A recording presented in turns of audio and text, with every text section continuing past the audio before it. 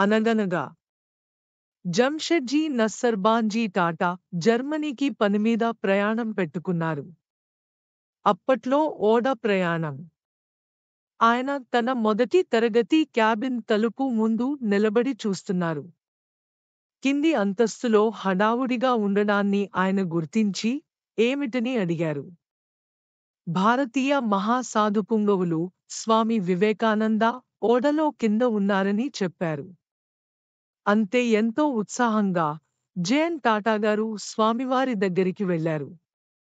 స్వామి వివేకానంద ఆ పారిశ్రామికవేత్త గురించి ముందే విని ఉన్నారు. ఓడ ప్రయాణం కదా.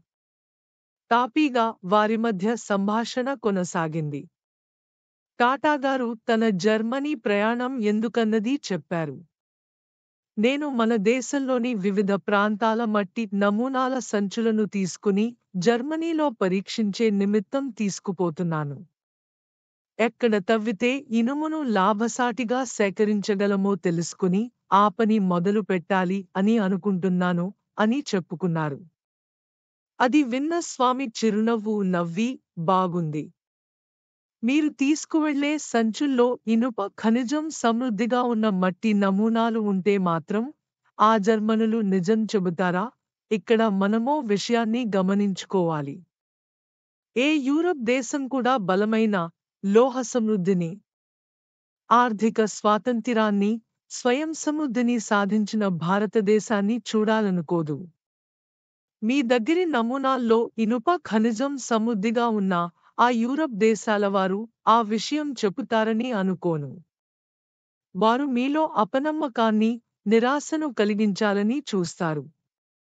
అప్పటికే ఎన్నోసార్లు యూరప్ సంస్థలతో వ్యక్తులతో మాట్లాడి ఉన్న జేఎన్ టాటాగారికి ఈ విషయంలో అనుమానం ఉంది.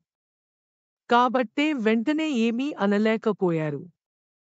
స్వామి వివేకానంద, మీరే మట్టి నమూనాలను పరీక్షించడం, లోహాన్ని మరింత లాభసాటిగా సేకరించేందుకు కావలసిన పరిశోధనలు నిర్వహించే ప్రయత్నాలు ఎందుకు చేయకూడదు? మెరికల్లాంటి కొందరు మన భారత యువకులకు శిక్షణ ఇచ్చే ప్రయత్నాలు ఎందుకు చేయకూడదు? అందుకు కావలసిన అన్ని అత్యంత ఆధునిక సదుపాయాలతో ఒక మంచి కళాశాలను ఏర్పాటు చేయవచ్చు కదా. ఇప్పుడది వ్యర్థం, అనవసర భారం కూడా అనిపించవచ్చును. కాని ముందు ముందు మంచి ఫలితాలను సాధించగలుగుతాం. యూరప్ ట్రిప్పులకు అయ్యే బోలెడు ఖర్చు తగ్గుతుంది.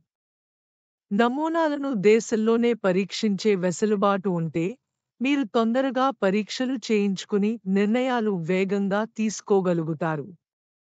సరిగ్గా పరీక్షించారో లేదోననే అనుమానంతో ఒకరు కాదంటే మరొకరి దగ్గరకు నమూనాలు పట్టుకుని ఇప్పటిలా పరుగులు తీసే ప్రయాస మీకు తప్పుతుంది అన్నారు.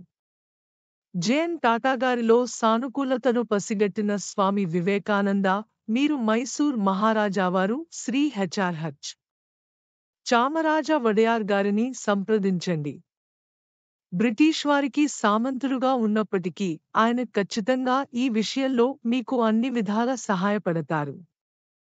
హెచ్. చామరాజ వడయార్ ఎంత ఉదారులంటే నా చికాగో యాత్రకు కావలసిన మొత్తాన్ని ఆయనే సహాయంగా అందించారు అని చెప్పారు. జేఎన్ టాటాగారు భారత్కు తిరిగి వస్తూనే తిన్నగా వెళ్లి మైసూర్ మహారాజావారిని కలిశారు. చామరాజ వడయార్ ఆయన్ని ఏమాత్రం నిరాశపరచలేదు. ఆలోచనను గొప్పగా స్వాగతించారాయన. టాటా కోరుకున్న పరిశోధనలకు కావలసిన సౌకర్యాలతో ఒక ప్రతిష్టాత్మక కాలేజీని ఏర్పాటు చేయడానికి 370 ఎకరాల భూమిని కేటాయించేశారు. అట్లా ఆ ముగ్గురు భరతమాత ముద్దుబిడ్డల పుణ్యాన వెలసిన దేవాలయం the Indian institute of science. భగవంతుడు కొంతమందిని కారణజన్ములుగా పుట్టిస్తారు. వారిని మనం ప్రాతస్మరణీయులుగా గుర్తుంచుకోవాలి.